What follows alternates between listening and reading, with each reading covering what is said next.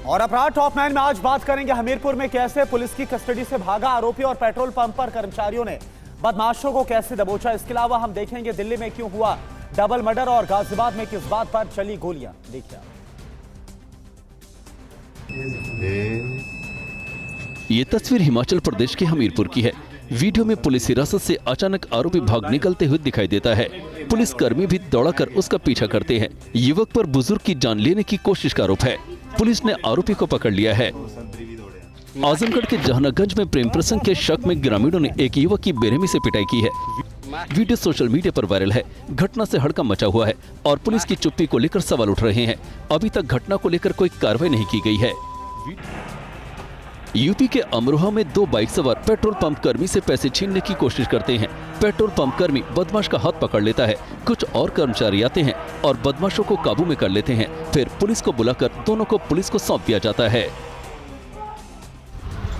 दिल्ली के त्रिलोकपुरी में कार पर 6 राउंड फायरिंग का मामला सामने आया है।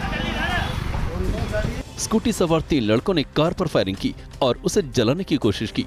पुलिस सीसीटीवी फुटेज के जरिए आरोपियों की पहचान कर रही है। मामला सट्टा बाजार में 30 लाख रुपए के लेन देन से जुड़ा बताया जा रहा है।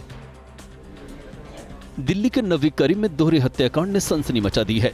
33 साल के अंकित और 32 साल के राहुल की चाकू से गोद कर हत्या कर दी गई।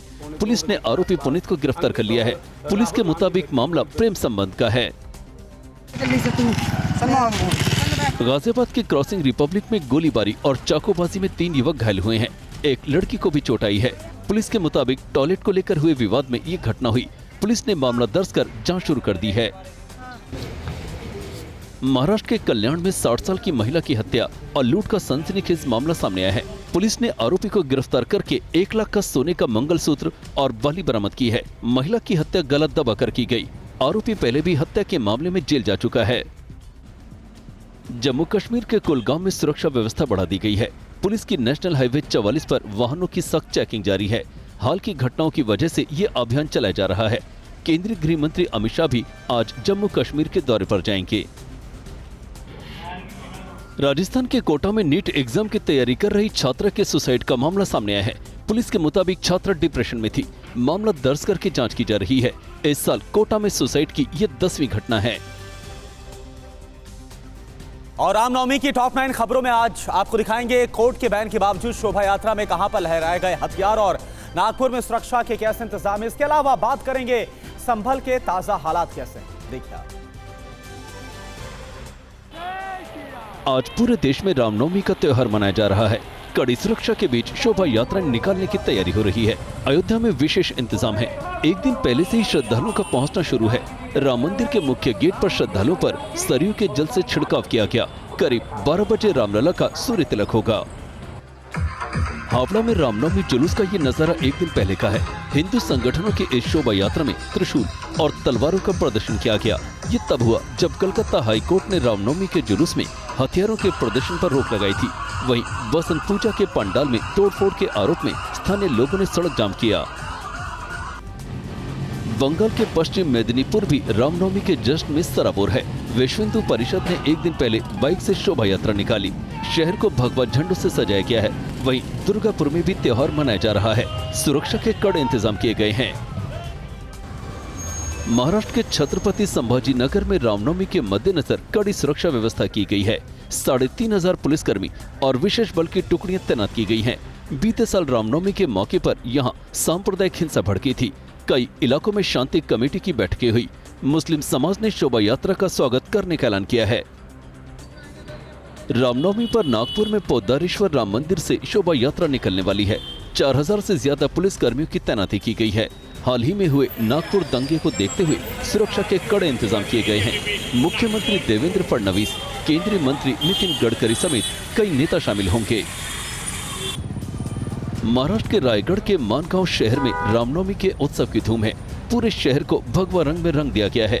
मुंबई गोवा हाईवे पर सड़क के दोनों ओर भगवा पट्टियां और झंडे लगाए गए हैं। शहर में विशेष सजावट की गई है। मुंबई में रामनवमी पर अंबुजवाड़ी से मालवाड़ी तक शोभा यात्रा के लिए जबरदस्त सुरक्षा व्यवस्था की गई है। बीजेपी और विश्व हिंदू परिषद ने शोभा यात्रा का आयोजन किया है। एक दिन पहले पुलिस ने फ्लैग मार्च भी किया। 500 पुलिसकर्मी, 20 से ज्यादा अफसर और ड्रोन तैनात किए गए हैं। 2 साल पहले रामनवमी के मौके पर यहाँ पत्थरबाजी हुई थी। रांची में रामनवमी के लिए पुलिस ने सुरक्षा के कड़े इंतजाम किए हैं। शहर के कई संवेदनशील इलाकों में फ्लैग मार्च निकाला गया। पुलिस के साथ साथ सुरक्षा बलों के जवान भी इसमें शामिल थे। ड्रोन से भी जुलूस के रास्तों की निगरानी की जा रही है।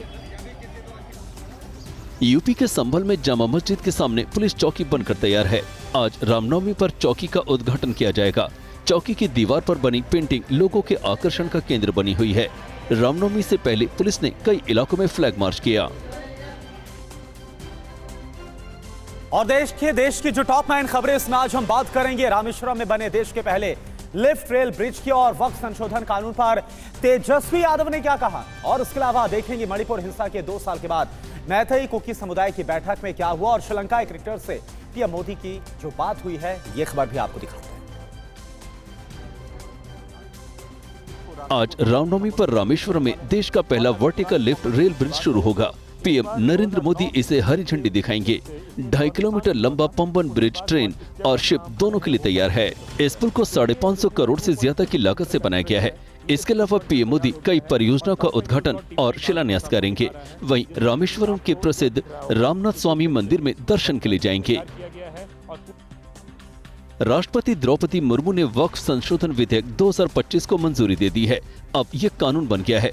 लोकसभा और राज्यसभा में गर्मागर्म बहस के बाद इसे पारित किया गया था।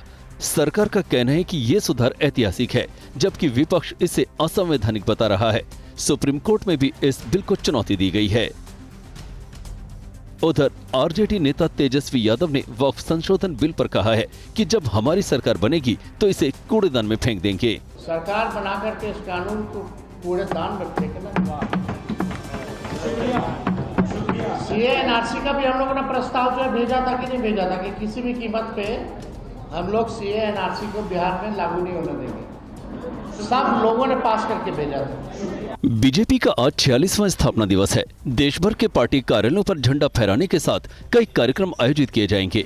6 से 12 अप्रैल तक पार्टी से मनाएगी। 7 अप्रैल को बूथों पर श्यामा प्रसाद मुखर्जी और दीनदयाल उपाध्याय को पुष्पांजलि दी जाएगी। 8 और 9 अप्रैल को विधानसभा स्तर पर सम्मेलन और 7 से 12 अप्रैल तक बूथ चलो अभियान चलेगा। मणिपुर में जातीय हिंसा भड़कने के बाद 2 साल में पहली बार मेती और कुकी समुदाय के प्रतिनिधियों की बैठक हुई। गृह मंत्रालय की पहल पर यह बैठक दिल्ली में हुई। 5 घंटे तक चली इस बैठक में राज्य में शांति बहाली को लेकर चर्चा हुई। बताया जा रहा है कि दोनों पक्ष सहयोग करने के लिए सहमत हैं। प्रधानमंत्री नरेंद्र मोदी ने कोलंबो में 1996 की विश्व कप विजेता श्रीलंका क्रिकेट टीम से मुलाकात की। सनत जयसूर्या, अरविंद डिसिल्वा और चमिंडा वास जैसे दिग्गजों ने पीएम से क्रिकेट और भारत श्रीलंका संबंधों पर चर्चा की। टीम ने प्रधानमंत्री को एक विशेष स्मृति चिन्ह भी भेंट किया। कर्नाटक के करवार में भारत की समुद्री ताकत को नई ऊंचाई मिली है। रक्षा मंत्री राजनाथ सिंह ने प्रोजेक्ट सी बर्ड के तहत आधुनिक नौसैनिक बेस का उद्घाटन किया। इस बेस में एक साथ 50 युद्धपोत और पनडुब्बियों को तैनात किया जा सकता है और भविष्य में पूर्वी गोलार्ध का सबसे बड़ा नौसैनिक अड्डा बन सकता है। जोधपुर के एमडीएम अस्पताल में एक बड़ा हादसा हुआ है। घायल पुलिस कर्मियों को ला रही एम्बुलेंस ट्रॉमा वार्ड की दीवार से टकरा गई। बैतूल में हुए सड़क हादसे के घायलों को ग्रीन कॉरिडोर से लाया जा रहा था। सीसीटीवी में तेज रफ्तार एम्बुलेंस अनियंत्रित होकर दीवार से भिड़ती हुई नजर आई। हादसे में एडिशनल एसपी घायल हो गए हैं। हैदराबाद में क्रिकेट खेलते वक्त 21 साल के बीटेक छात्र की हार्ट अटैक से मौत हो गई। घटना सीएमआर इंजीनियरिंग कॉलेज में हुई। वीडियो में छात्र मैदान पर अचानक गिरते हुए दिखाई देता है। अस्पताल ले जाने पर उसे मृत घोषित कर दिया गया। देश में इस तरह की घटनाएं लगातार सामने आ रही हैं।